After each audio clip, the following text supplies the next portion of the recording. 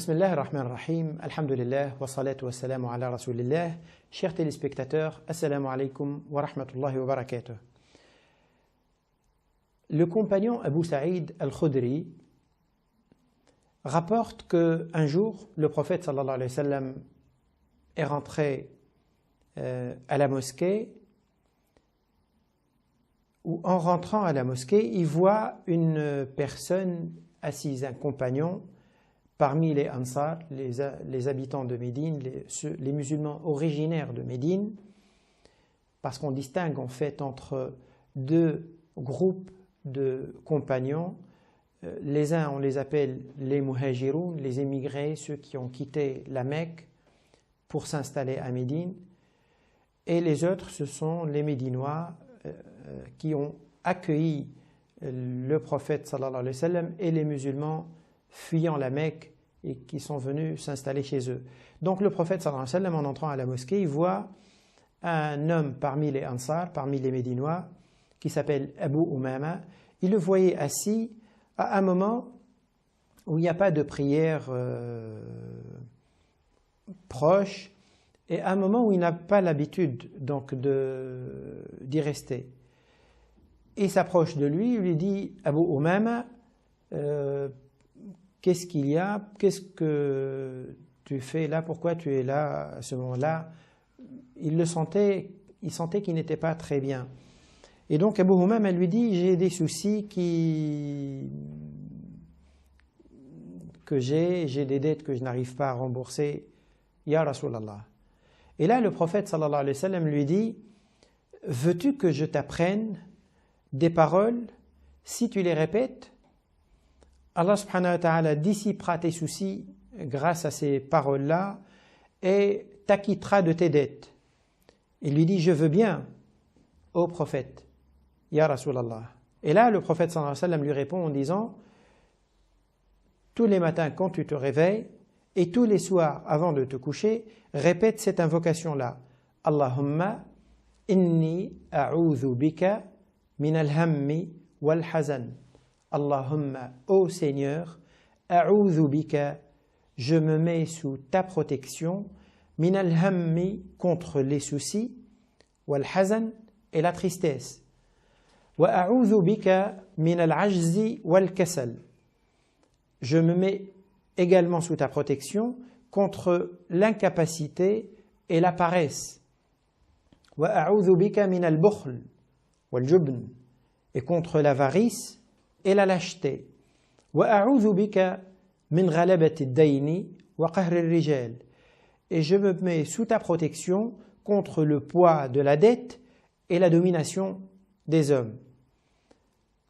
Abu Umama dit par la suite que j'ai pris cette invocation-là, je l'ai répétée plusieurs fois, plusieurs jours.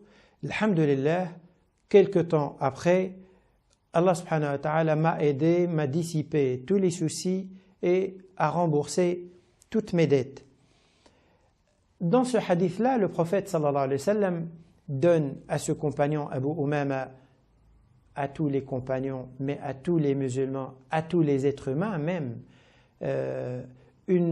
un moyen, une voie autre que celle auquel nous pensons pour chercher à résoudre nos problèmes. Humainement, on a l'habitude, nous, quand on a un problème quelconque, c'est de le traiter à partir d'une approche, d'une seule approche, purement matérielle, purement matérialiste, c'est-à-dire la dimension divine, la dimension spirituelle, elle est faible ou elle n'existe pas. On aborde nos questions et nos problèmes, les situations diverses auxquelles on se trouve confronté, avec juste la réflexion, on cherche des moyens, on utilise, on déploie un certain nombre de moyens, et c'est rare qu'on pense, en plus de cela, à faire intervenir un autre acteur, un autre agent important. C'est le plus important, c'est Allah subhanahu wa ta'ala. Et donc là, dans ce hadith-là, le prophète sallallahu alayhi wa sallam montre à Abu Umama, mais nous montre tous, que une invocation, c'est un élément, c'est un outil qui agit comme n'importe quel autre outil matériel. C'est-à-dire, si vous appuyez sur un interrupteur, eh bien vous voyez la lumière s'allumer ou s'éteindre ou un appareil se mettre en route ou s'arrêter. De la même manière, une invocation, elle a un fruit, une conséquence qu'elle provoque nécessairement, même si on ne voit pas les choses, même si l'action et le fruit ne s'avèrent pas instantanés comme un interrupteur électrique. Mais dans tous les cas, l'invocation agit et elle fait partie de ces lois qu'il y a dans cet univers. Et Allah subhanahu wa ta'ala nous demande justement de faire appel et d'utiliser cet autre outil et ces invocations. Dans le Coran, Allah subhanahu wa ta'ala dit au prophète sallallahu alayhi wa sallam, si jamais il t'interroge, si mes serviteurs t'interrogent à mon sujet, وَإِذَا سَأَلَكَ عِبَادِي عَنِّي, je suis tout près d'eux. فَإِنِّي قَرِيبٌ أُجِيبُ دَعْوَةَ الدَّاعِي إِذَا دَعَانِ. J'exauce, je réponds à l'invocation et à la demande de celui qui s'adresse à moi et celui qui me demande. Donc, le prophète sallallahu alayhi wa sallam nous met cet élément entre les mains pour nous dire ça, c'est une clé importante qu'il ne faut pas négliger dans la vie. Et le compagnon Abu Umama, il a pris le conseil du prophète sallallahu alayhi wa sallam à la lettre et il l'a mis tout de suite en application. Il était à court de moyens, forcément, le fait de s'être trouvé à la mosquée et n'ayant aucune issue, eh bien, il a tout de suite mis en application et ça a réglé ses problèmes et ça a acquitté ses dettes.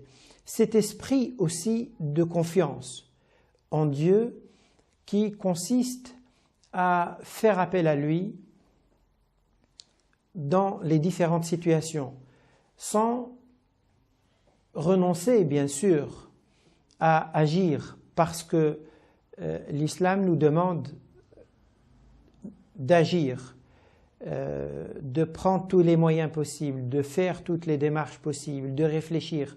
Allah subhanahu wa ta'ala a mis à notre disposition un certain nombre de moyens, entre autres de facultés et de moyens, et dans chaque situation, il attend qu'on fasse appel à ces facultés et qu'on mette en œuvre ces moyens. Ceci étant, il ne veut pas qu'on se limite à ces moyens-là.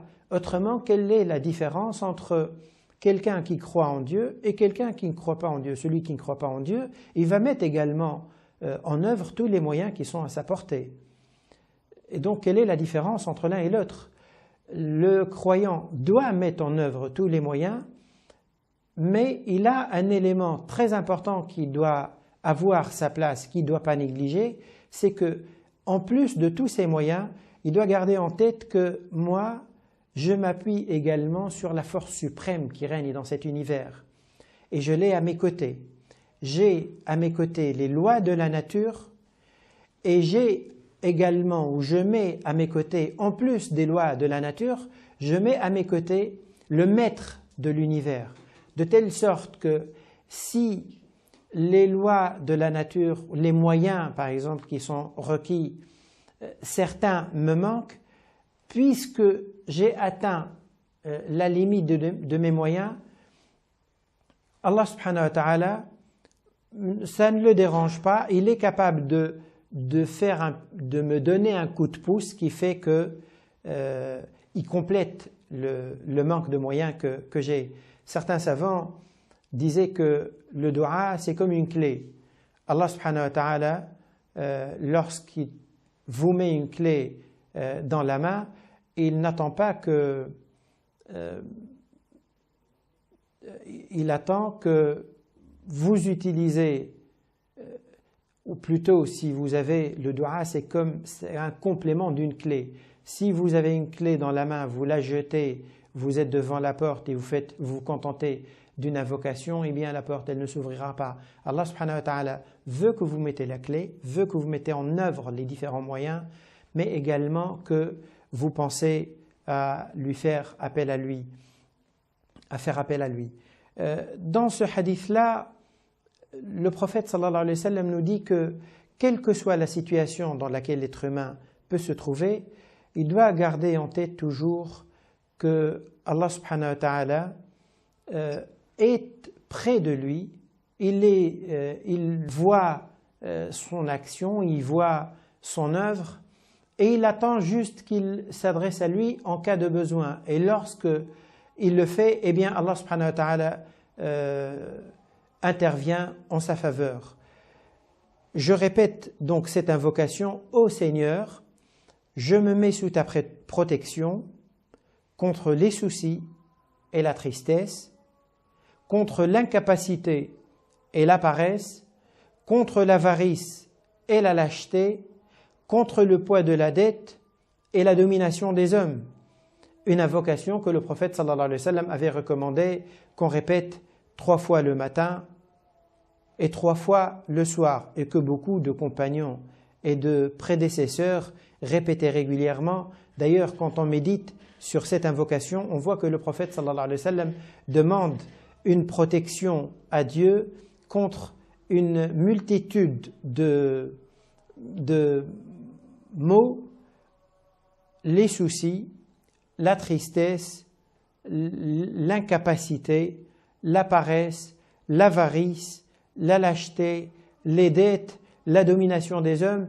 C'est un tout qui peut ligoter en quelque sorte l'être humain et face auquel le prophète sallallahu alayhi wa sallam demande que Allah subhanahu wa ta'ala le protège, et il le demande régulièrement et par cette invocation afin de pouvoir, en plus de ses moyens, bénéficier de cette aide d'Allah subhanahu wa ta'ala pour affronter les différentes situations de la vie. Et Dieu seul sait que dans la vie, on a des hauts et des bas, des situations faciles, d'autres moins faciles. Et des fois, on se sent, malgré les moyens qu'on a, on sent qu'on a besoin de cet appui divin et ce renfort de la part de Allah subhanahu wa ta'ala. Wassalamu alaikum wa rahmatullahi wa barakatuh.